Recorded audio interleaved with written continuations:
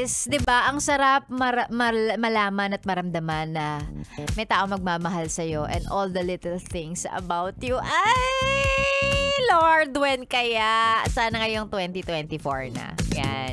Yung mga yung mga talagang sa tingin nila handa nang pumasok sa isang relasyon. Yan. Sana mahanap nyo na yung tama, no, at yung totoong tao para sa inyo ngayong taon. Para hindi na kayo nasasaktan, 'di ba? Hindi na kayo naiiwan sa ere. Hindi na kayo natitaken for granted. Ganun. 'Di ba? Yan ang wish ko sa inyo. Wow! Galingan nyo. Wow! Galingan talaga. Galingan sa paghahanap. Ay nako, Sexy Megan po ang niyong kasama.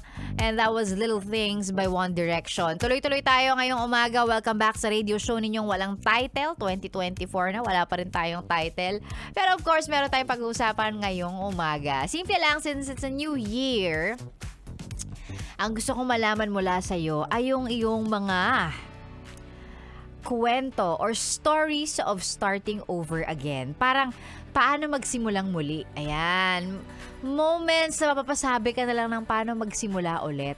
Yung ganon. Stories of starting over again. Ayan. Mga kwento ng muling pagsisimula. Ayan. Kung meron ka, stories of starting over again, yung mga kwentong yan na isend po ninyo sa ating Facebook page.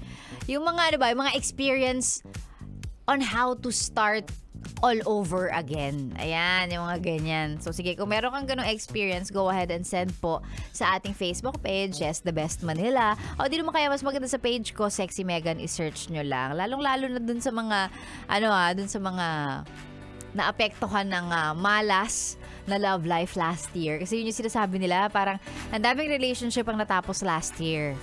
So, how are you, best? Kamusta ang puso mo? May pag ganon. Sige, isend nyo po yan and then later on babasahin natin ang inyong mga kasagutan. Kahit mahaba yan, go lang. Si Sexy Megan ang niyong kasama hanggang mamaya pang alas 9. Siyempre dito lang sa stasyong nakakayang, nakaka-fresh 101.1.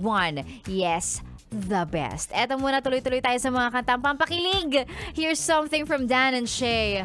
All to Myself. Good morning, Bells!